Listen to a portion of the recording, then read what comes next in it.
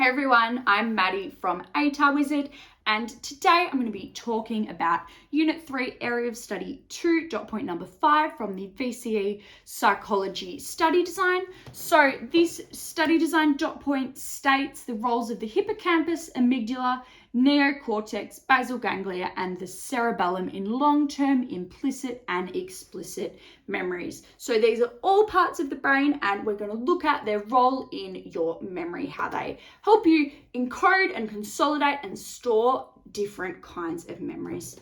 So hippocampus, we have got consolidates and encodes explicit memories and supports spatial memory. So these explicit memories are consolidated and encoded by the hippocampus, and it supports spatial memory. So it assists in support of spatial memory, which is done in different areas of the brain. So then you've got the amygdala. Now, see how it says Amy here? People remember the amygdala as emotional Amy, because Amy is amygdala and the amygdala manages emotions. So the amygdala does the processes and regulates emotional memories, particularly negative ones such as anger, fear, sadness. So the amygdala consolidates these emotional memories.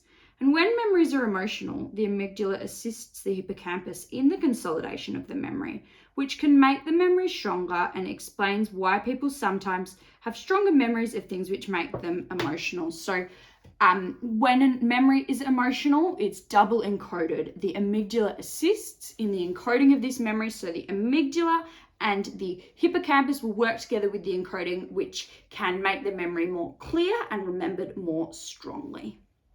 So it's why you might, if you've had a negative experience or something, you might have a stronger memory of this rather than something which does not have an emotional attachment. Furthermore, the neocortex. So the neocortex is the stuff around your brain. So it's around the outside of your brain is the neocortex, obviously inside your skull, but it's the outer layer of the brain is called the neocortex. And this is the long-term memory store of explicit memory. So explicit memories, personally experienced events, and the neocortex presents the long-term memory store for these. So different kinds of explicit memories are stored in different regions of the cerebral cortex or the neocortex. So like, you know, one bit of your brain might be remembering one kind of thing, whereas another bit of your brain might be remembering something else. And this completely varies throughout the different parts of your brain. And yeah.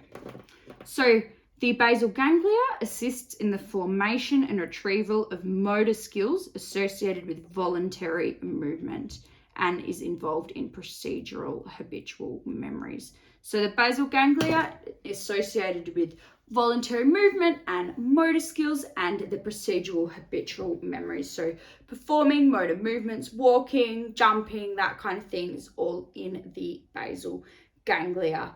Now, the cerebellum differs to this. It does more of the fine motor movements. So the basal ganglia is more the automatic motor movements we have, like the everyday stuff, whereas the cerebellum is like hand-eye coordination, that really super specific motor movement. So again, when we say manages skilled sequences of movements, it's doing the difficult stuff. So the basal ganglia is doing your stock of the trade movement stuff, whereas the cerebellum's doing your more complicated things. Cerebellum also assists in encoding and temporary storage of memories. So this is it for this episode. Next episode, we're also going to go over explicit and implicit kinds of memories. So really good revision for that. And we'll also be going on about autobiographical events and possible imagined futures. So stay tuned for that in the next episode. Again, you can grab these notes via the link in the description, and you can also book one-on-one tutoring with me via the link in the description. But do not forget to like and subscribe, and I cannot wait to see you in the next episode. Bye!